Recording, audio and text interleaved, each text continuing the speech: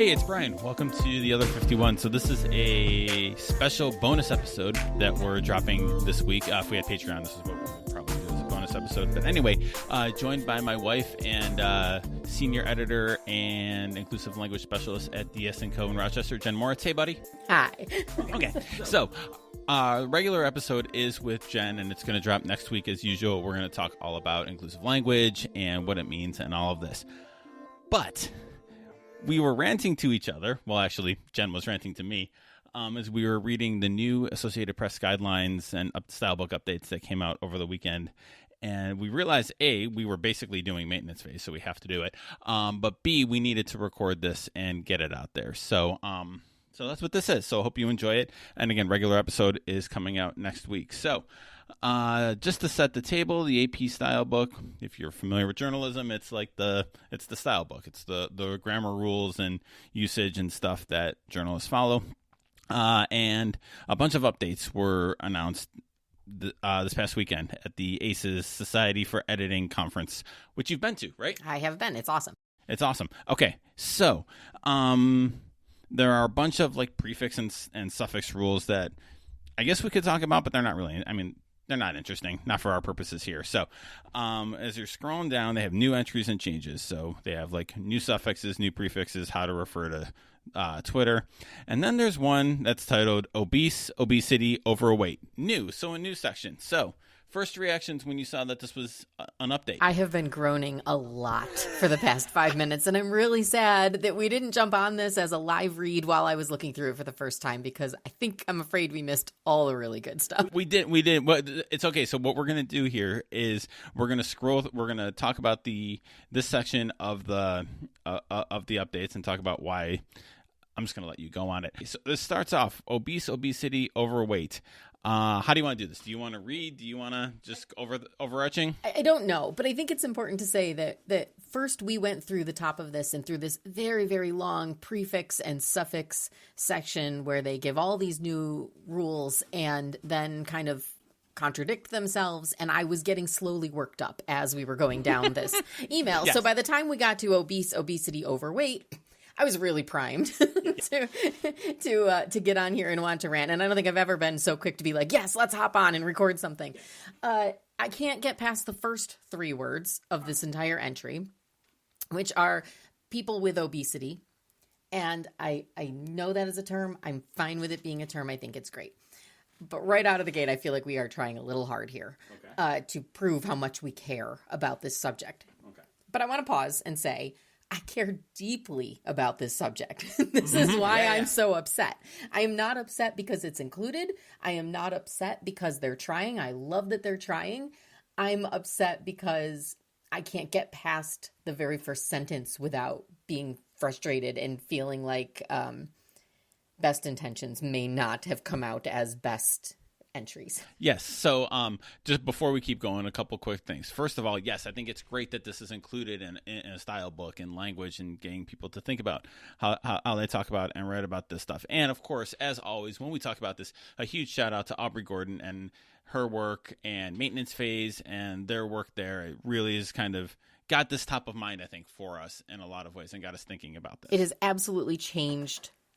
I know it sounds very dramatic to say it has absolutely changed my life, but the work they are doing specifically has absolutely changed my life. But more important, it has completely changed the way I talk about weight and I think about weight and I talk about people. And I don't just mean people who are, I don't even want to say larger because I don't think that's an accurate way to talk about it, right? Larger than, let's say, the national average, and that includes me. So I'm finding new ways to talk about myself and other people, and I'm also finding ways to talk about people who are very thin or any size, right? And okay.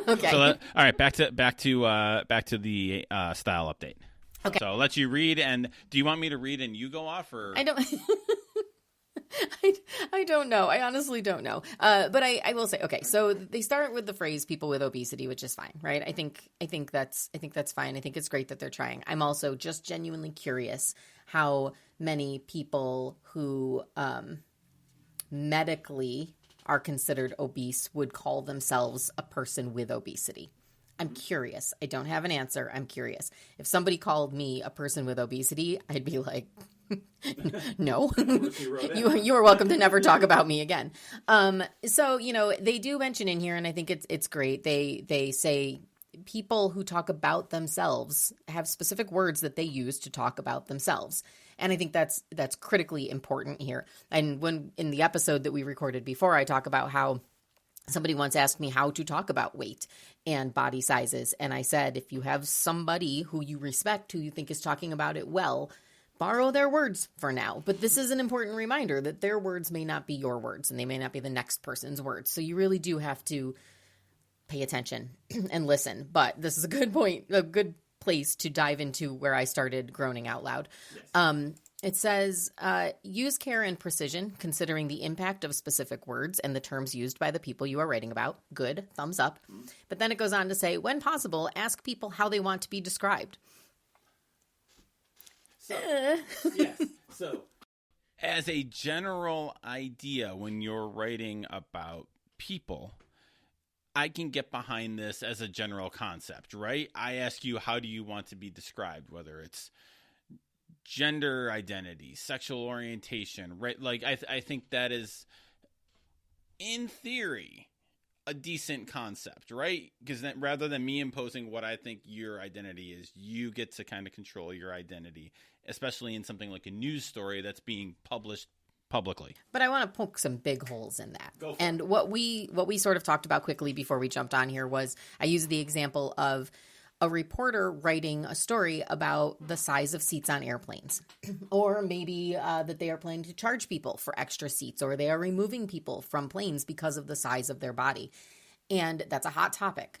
If you're writing a story about that topic, then you need to stay true to the topic you're writing about. And you need to do your own homework about how you talk about that topic. But if you are talking to a random person in an airport who you have decided just by looking at them is a size that may be having a problem with seats on an airplane, well, one, you have immediately made an assumption about that person. And two, are you going to go up to them and talk to them about the size of their seat on the airplane and then ask them how they want to be described? And what is the average person going to say to you? If you come up to me and you start talking to me about how comfortable I just was on my flight, and then you follow it up with, how do you want to be described? I'm going to tell you I'm from New York. I'm a woman. I use, she, her pronouns. I like to travel. Like, I'm going to tell you those things. Nowhere in my head am I going to give you a definition for how, or the words of how I want you to describe my body. Right. And you have no right to be talking about my body, right? And when we were talking about it, I said, I can't remember the exact phrasing I used, but I think I said, you may be writing a story about people who are not comfortable in those seats, or maybe who don't fit in those seats, but you don't need to describe their body to have that conversation and to convey the story you're telling or the news you are writing. So guidance that you should be asking people how they want you to describe their body or their weight is the first place I sort of fell over while reading this. And there are going to be times when you have to ask, right? If they're writing or reporting on something that is very specific to a person's body, and that person knows that is why they're being interviewed, there are exceptions to that. But as a general rule, why do you need to describe someone's body if they fit in the context of what you're writing about? Well, and you had kind of like raised the question as we were talking, like as the hypothetical, like how do you ask that question? And I was thinking about it as a reporter, and I was on the spot. I'm like, I don't know. Like, there's no way to ask that without. There's not. No. There's no way. There's no way. I've told this story before, and it is one of the many reasons why I am not a reporter anymore. When I was a very, very green reporter, I had to interview. I interviewed somebody, a student in a wheelchair. And the story was about how they had overcome things, right, to graduate at the top of their class, or whatever the story was. I actually don't remember. But at the time, I couldn't figure out how to ask why. Like, what was their story, right? And even now I'm struggling to say here without causing any harm to anybody, how I ask the question, because this was a student and it was a young person who is not necessarily able, because they are young, to understand what I'm asking without me saying the words. And to this day, I don't know. I don't know why that student was in a wheelchair. I don't know what their personal obstacles were, because I just was not capable of asking that question. And I'm in my 40s and I still don't know how I would ask that question, and I'm struggling to talk about it right now. So how do you can't tell people that can't be the guidance here. Right. And I mean, because like, what's the story you're telling? The story you're, like you said, how this young person got in a wheelchair, and we're getting a field, so we'll keep this tight. It doesn't matter to the story, right? And it doesn't make one better than the other. Like if they were sick or in an accident or whatever, it doesn't matter to the story of. Or maybe it does, but I think this is a good opportunity for educators too. Hey, yes. Hi. I think it is great, and I consider the AP Style Book an educator. We are educating people in the media how to write and talk about things, and your guidance should not be ask people how they want to be described. Right. It should be, here's how to ask people how they want to be described. Yes, because asking them how they want to be described then puts the burden on the person you are interviewing, rather than on you. It's kind of shifting that responsibility. And look at the great work we've done with pronouns over the past 5-10 years. It is very easy now to talk to somebody and say, what are your pronouns? Or do you have pronouns that you want me to use? Like I can think of a dozen ways to ask somebody their pronouns. That doesn't make me uncomfortable, because along the way, people have taught me how to do that. Yeah. So to give blanket, just ask them. Well, that's not helpful, you know? Right. All right. So next paragraph is about obesity is a chronic disease, blah, blah, blah. Fine. They're all facts. Sure. All right. Next up, I'm going to read and you react. The phrasing people with obesity or a person with obesity is acceptable when a general term is needed and is relevant, unless a group or person prefers other terms. The term obesity is used most often in health or medical contexts. Researchers hope the treatment helps people with obesity. Yeah, so that's true, right? And that's okay. I again, personally would bristle at people with obesity or person with obesity, because I would not want to be talked about that way. Mm-hmm. But again, they do say unless a person or a group prefers other terms. And again, now you're going to have to ask them. Mm-hmm. This is a complicated subject. You almost can't tell people what to do in this case. So I don't know that there's a good answer here, but I do know I bristled a lot here. Okay. What I will say about that last part very quickly is, yes, obesity is used as, is most used in a health or a medical context. But there is also a problem with that I don't need to dig into, because it's not a language problem. It is much more of a, it's much more of a stigma in the medical community and with patients, and go listen to Maintenance Phase. All right. Avoid the modifier obese when possible. Fine. Sure. Blah, blah, blah. Medically classified as obese is acceptable in medical and healthcare contexts. This is helpful. Do not use the term morbidly obese. Yeah, let's not do that. That's great advice. I love it. Highlight that in your style book and hang on to, do not use the term morbidly obese. I'm also, if you are writing in a medical and healthcare context, you already know these things. Yes. And you already have your own style book, probably. I would be curious how many people who reference the style book need to be reminded that the term medically classified as obese is acceptable in a medical context. All right, next up. Some people and groups identify as and prefer the term fat, seeking to eliminate the stigma around both the word and the people.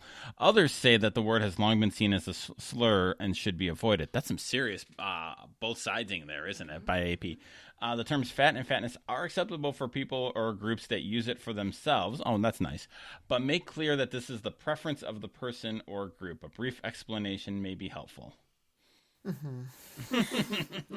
Okay, so I think this is the second time we fell over. Yeah. You don't get to tell the people doing the work what words they get to use for the work they're doing. Yes. You're not doing the work. You're reporting on the work. You're telling people how to report on the work. But the people doing the work are the boots on the ground who are hearing from people and talking to people. And, they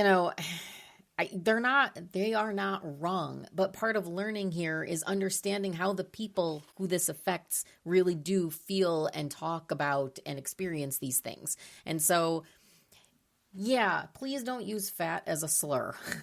but Yes. but you can use it as a word because it's only a slur because you made it one. Yes. So take the word back. I don't love that either. But you can take.